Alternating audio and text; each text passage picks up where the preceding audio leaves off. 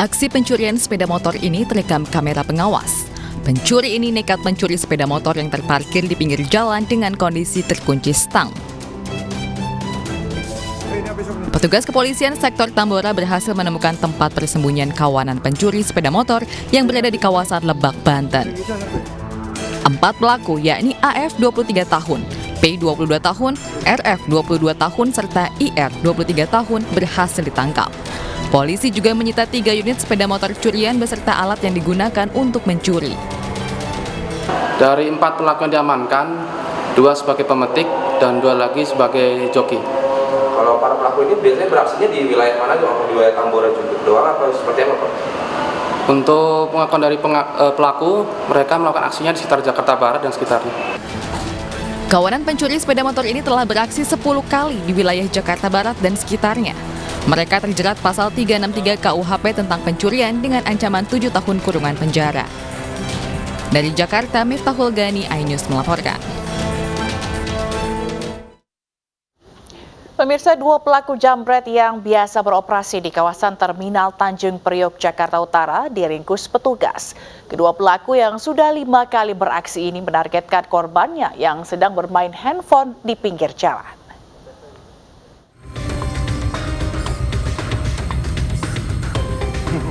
Inilah aksi petugas kepolisian yang menyamar menjadi penumpang angkot.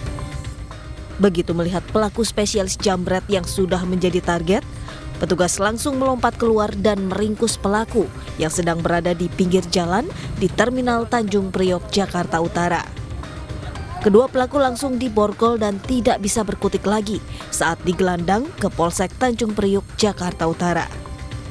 Para pelaku mengaku sudah 5 kali beraksi dan menargetkan korban yang sedang bermain handphone di pinggir jalan. Ada berapa pelaku, Bang? Sementara ini yang kita amankan ada 2 orang. Jadi mereka ada yang sebagai pengalih perhatian dari korban, ada juga yang melihat situasi dan salah satunya melakukan penjambretan.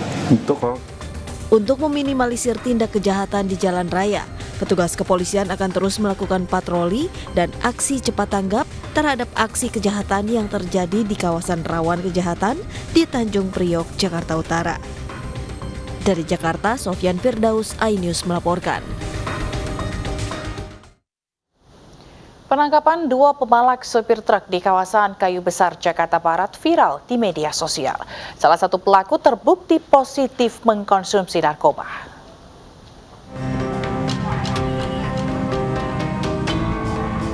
Viral di media sosial, tim Buser Polsek Cengkareng menangkap 2 pelaku pemalakan terhadap sopir truk di kawasan Kayu Besar, Jakarta Barat. Saat penangkapan, SH 33 tahun dan IF 31 tahun sempat melakukan perlawanan. Diketahui operasi tersebut dilakukan atas laporan dari korban sopir truk kepada pihak kepolisian. Reskrim Polsek Cengkareng langsung mendatangi TKP dengan dibantu dengan sopir truk. Akhirnya kita menggunakan sopir truk itu dengan kendaraannya untuk ke TKP. Dan setelah sampai di TKP, kami berhasil mengamankan 2 orang yang diduga pelaku pemalakan. Dari hasil pemeriksaan sementara, salah satu pelaku mengaku melakoni aksinya sejak 4 bulan lalu dengan target truk yang berasal dari daerah luar Jakarta. Mereka memalak korban dengan nominal 100 hingga 300 ribu rupiah. Selain itu, dari salah satu pelaku terbukti positif mengkonsumsi narkoba jenis sabu. Hingga kini, kedua pelaku masih menjalani pemeriksaan di Polsek Cengkareng dengan sangkaan pasal 365 KUHP tentang pemalakan disertai pengancaman dengan ancaman 15 tahun hukuman penjara.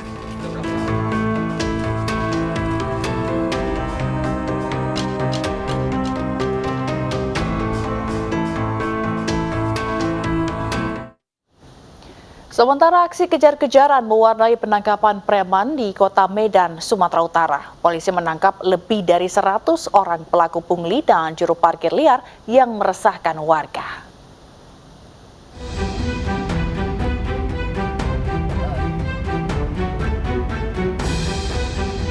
Satuan Reskrim Polres Pelabuhan Belawan mengamankan ratusan pelaku pemungutan liar di persimpangan jalan di kawasan industri modern Medan dan Pelabuhan Perikanan Belawan yang sering meresahkan sopir truk dan sopir pengangkut barang lainnya.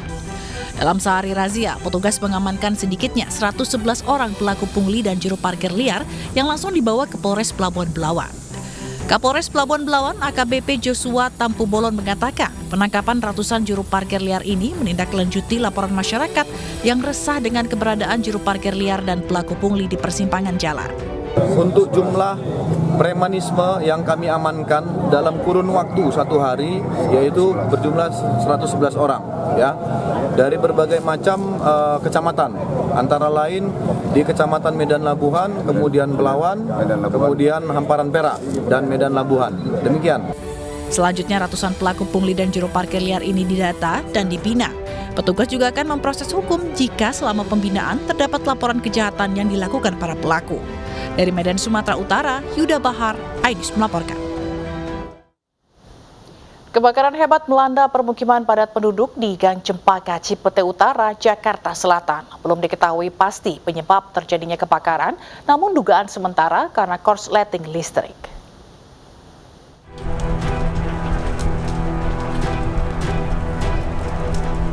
Kobaran api menghanguskan sejumlah rumah di permukiman padat penduduk di Gang Cempaka, Cipete Utara, Jakarta Selatan, Kamis dini hari. Petugas yang datang langsung berupaya menjinakkan api dan mencegah api merambat ke bangunan lainnya. Namun, gang yang sempit sempat menyulitkan petugas memadamkan api. Terbakarnya adalah rumah padat hunian yang terbakar. Kurang lebih kami mengerahkan sampai saat ini adalah 25 unit dengan kekuatan 120 orang personel gitu untuk petugas itu. Untuk sementara Pak, ini ada berapa rumah yang terbakar Pak, perkiraan aja Pak? Untuk diperkirakan belum bisa Pak, karena kami sedang melakukan pemadaman, jadi kita belum sempat melakukan pendataan apakah sudah berapa yang menjadi korban kebakarannya ini. Tapi kami sudah sampai saat ini sudah berusaha memblokir dan alhamdulillah sudah terblokir, tidak ada lagi perambatan. Kita tinggal fokus pada pemadaman yang area terbakar. Kemungkinan ada bangsa ya kira-kira bangsa 5 rumah mungkin ya. 5 rumah ya?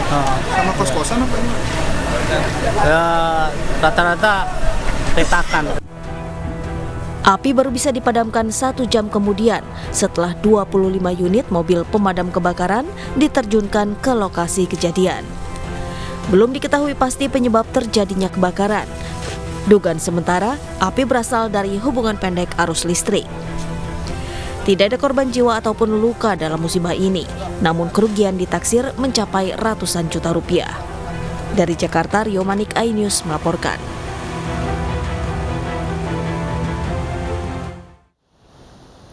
Pemirsa, jasad santri yang hanyut terseret arus deras Sungai Aek Singolot di Mandailing Natal, Sumatera Utara akhirnya ditemukan setelah 3 hari pencarian. Jasad ditemukan oleh sejumlah pelajar yang tengah melintas di jembatan.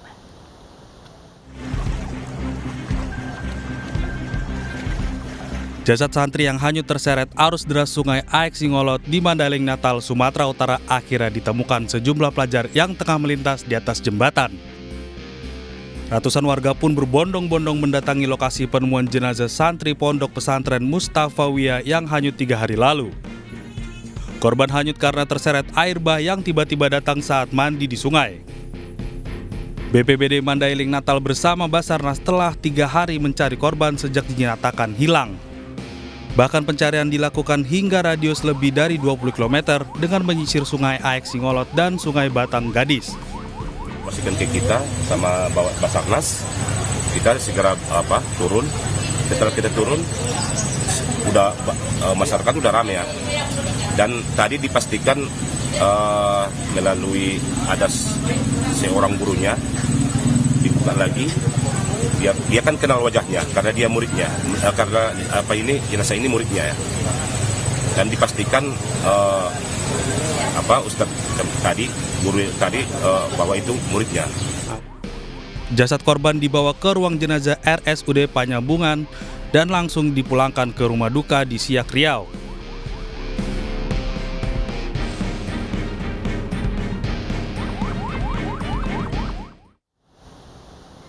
Unjuk rasa puluhan aktivis Gerakan Mahasiswa Nasional Indonesia di kantor Bupati Sika, Nusa Tenggara Timur ricuh. Selengkapnya usai jeda.